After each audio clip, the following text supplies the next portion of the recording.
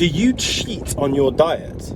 Or should you cheat on your diet? You might have heard of this term cheat meals, which is a bit of an outdated term these days actually.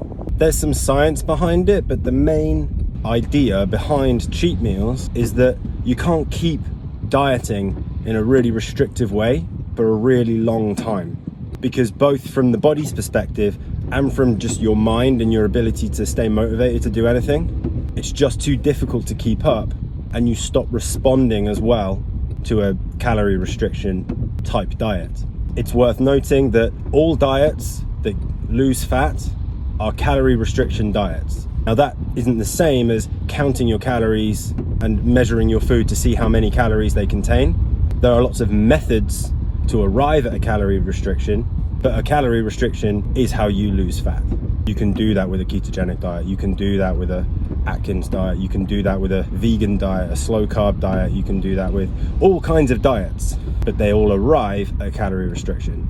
But calorie restriction can only last so long. As I said, your body adapts, and it adapts in ways that are very difficult to mitigate after a while. And so fat loss slows down just naturally.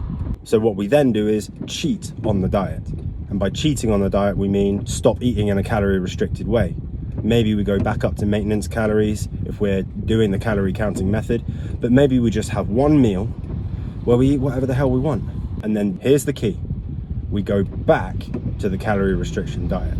But personally, I don't like the term cheat meal, because when you're cheating, it implies that you're doing something that's against the rules. But if you're adding a meal in that doesn't have that calorie restriction and it is part of the plan, you're not cheating.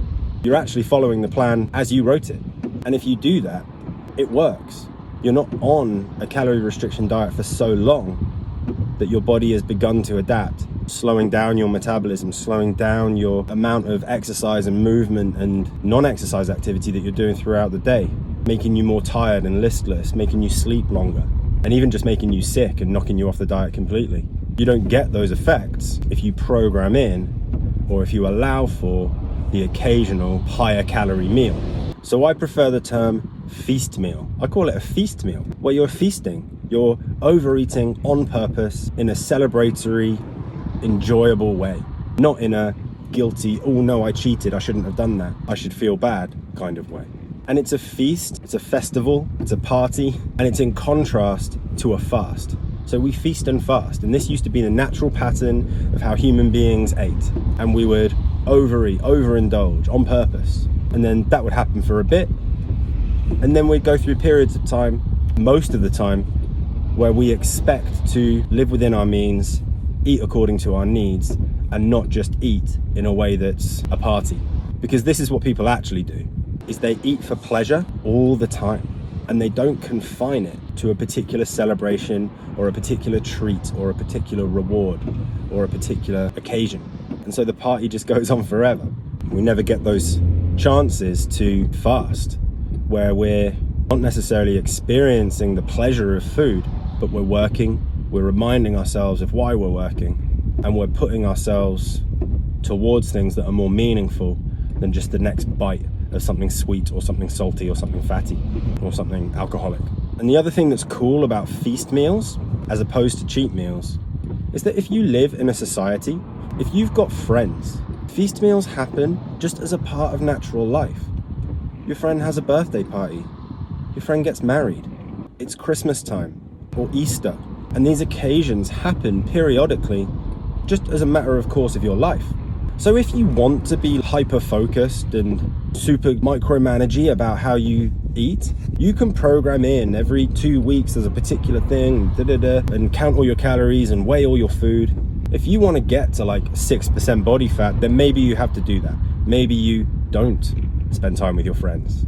Maybe you just have a black coffee when your friends invite you round for cake. But actually, I would rather you had the black coffee when you're sat at work doing your thing, and it's not time to celebrate and enjoy yourself.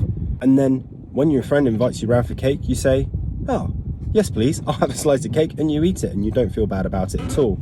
Because your normal day-to-day life isn't full of party time snacks and food designed specifically for pleasure and not for sustenance or getting you towards a particular goal with your body. So yes, you can cheat on your diet. If you're eating in a controlled way 99% of the time, every couple of weeks you can have one meal, one time where you're sitting down and not breaking that meal up into many rounds across the day. Your stomach has a natural capacity and you can only eat so much when you sit down for one big meal. So if you're reasonably restrictive and in a fat loss controlled diet for the other 13 days in a 2-week cycle, you can pretty much eat whatever you like every other week and not feel guilty or like you're cheating. But like I said, the key is to be able to, after you've had that meal, go straight back to that controlled diet.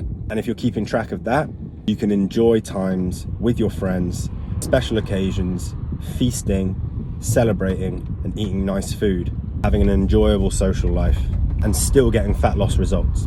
But remember, the answer to every question is to stop asking questions until you're doing things in the real world. So if you haven't started trying to be restrictive about your diet and controlled about your diet and eating in a way which results in less calories going into your body, and you're wondering about cheat meals and whether you can eat burgers on your plan or whether you can eat pizza on your plan, start first eating in a restrictive way, eating in a controlled way, and see some fat loss results happen.